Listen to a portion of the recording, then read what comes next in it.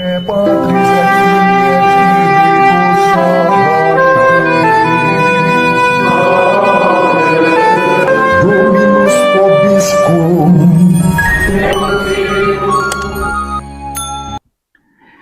Sahabat peradaban kasih ekologis yang terkasih, selamat berjumpa dalam renungan harian bersama saya Romo Alois Budi Purnomo PR melalui channel ini. Semoga panjenengan selalu sehat, tetap semangat tanpa sambat, selalu bahagia. Kebahagiaan yang bersumber dari Tuhan Allah kita. Mari kita awali perjumpaan kita dengan bersatu di dalam doa. Allah Bapa yang Maha Pengasih dan Penyayang, Putra-Mu sendiri menyempurnakan hukum kasih perjanjian lama dengan persembahan hidupnya yang menderita sengsara wafat, disalibkan namun bangkit dari alam maut. Semoga kami taat kepada sabda Putra-Mu hingga hidup kami pun menjadi tanda kasih satu terhadap yang lain, kini dan sepanjang segala masa. Amin. Sahabat peradaban kasih ekologis yang terkasih, mari kita baca Injil yang diwartakan kepada kita pada hari ini dari Injil Matius bab 5 ayat 17 sampai 19.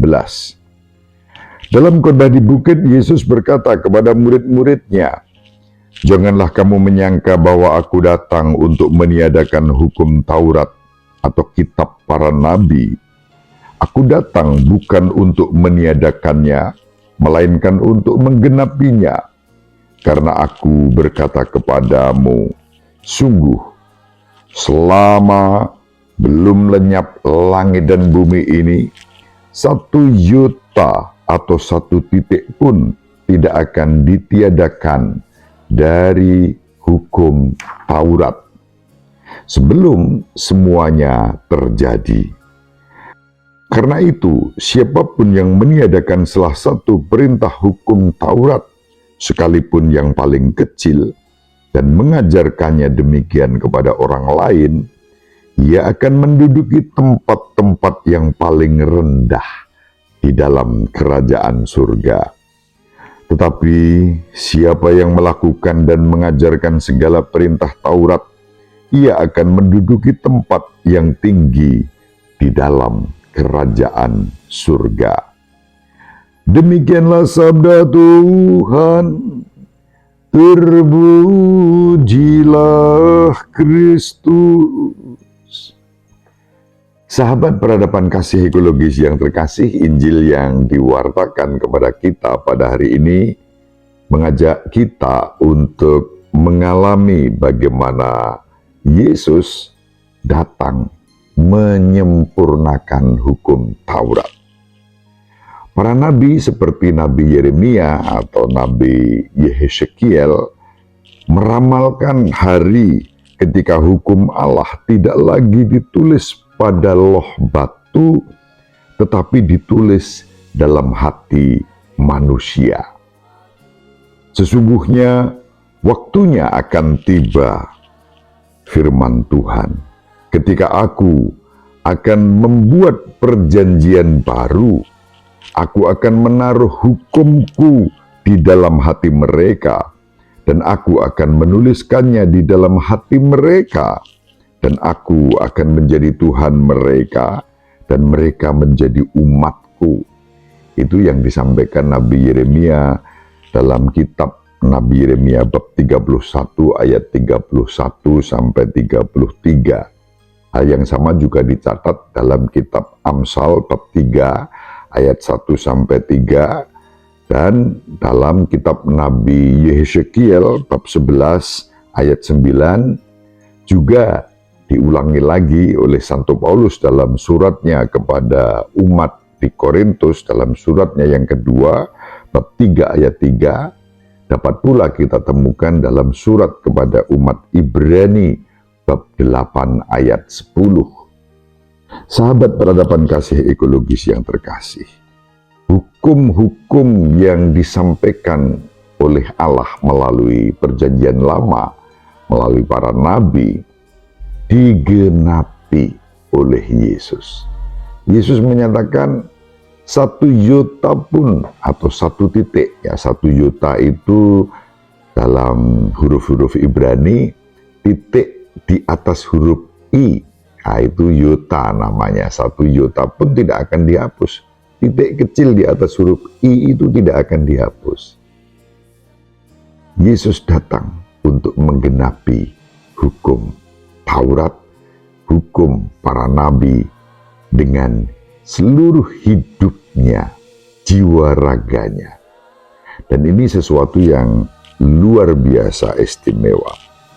Hukum kasih karunia yang baru yang dalam Injil tadi disampaikan kepada kita akan digenapi. Sahabat peradaban kasih ekologis yang terkasih, di sini kita berjumpa dengan Yesus yang menggenapi hukum-hukum yang disampaikan kepada kita, bukan sekadar ucapan-ucapan, tulisan-tulisan, tetapi melalui pribadinya, kehadirannya yang menjadi representasi wajah kerahiman Allah bagi kita. Itulah hukum yang sempurna. Yesus menghubungkan perjanjian lama dan perjanjian baru melalui penggenapan yang hidup, kehidupannya sendiri. Maka Yesus disebut sebagai Sang Sabda yang menjadi manusia, tinggal di antara kita untuk mengalami seluruh pengalaman hidup manusiawi kita. Pada suatu hari ada seorang rekan dosen yang bertanya kepada saya, "Romo, Yesus itu pernah tersenyum nggak? Tertawa, bahagia? Kira-kira seperti itu nggak? Kok saya nggak menemukan ayat-ayat dalam Injil bahwa Yesus itu bersukacita atau bergembira? Kelihatannya kok mencereng terus-menerus."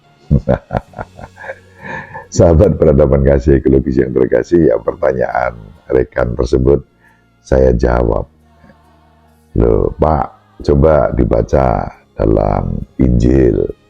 Ada teks yang mengatakan pada waktu menjelang sengsaranya pun, bahkan menjelang sengsaranya, Yesus itu bernyanyi loh. Nyanyi dengan sukacita. Yesus bersyukur, bersukacita juga ketika mengundang orang-orang untuk datang padanya. Cuma rasa sukacita, bahagia, syukurnya Yesus itu tidak karena tolok ukur materi.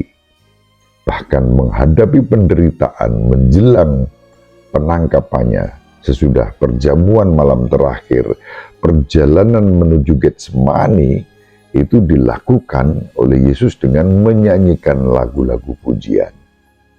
Nyanyi mana ada nyanyi hatinya nggak seneng. Ya tentu sesuai dengan temanya, ya kalau lagunya lagu duka ya mungkin ekspresinya sedih. Tetapi orang menyanyi itu sendiri sudah menggambarkan satu bentuk sukacita dan kegembiraan. Sahabat peradaban kasih ekologis yang terkasih, kita bersama Kristus mengalami penggenapan hukum perjanjian baru. Yesus sama seperti kita dalam segala hal, kecuali dalam hal dosa, dan disitulah kita mendapat teladan sempurna taat kepada Bapa. Demikian, semoga bermanfaat. Ibu Maria selalu mendoakan kita, Bapak Yusuf merestui kita dengan keheningannya. Semoga panjenengan semua sahabat peradaban kasih ekologis yang terkasih bersama seluruh anggota keluarga dimanapun berada dibimbing, dilindungi dan diberkati oleh Allah yang Maha Kuasa, Bapa dan Putra dan Roh Kudus. Amin. Terima kasih, salam sehat, tetap semangat tanpa sambat, selalu bahagia, kebahagiaan yang bersumber dari Tuhan Allah kita. Salve, shalom, salam sejahtera, berkah dalam. Sahabat peradaban kasih yang terkasih, sampai jumpa pada episode berikutnya. Terima kasih atas kebersamaan kita. Salam peradaban kasih ekologis, berkah dalam.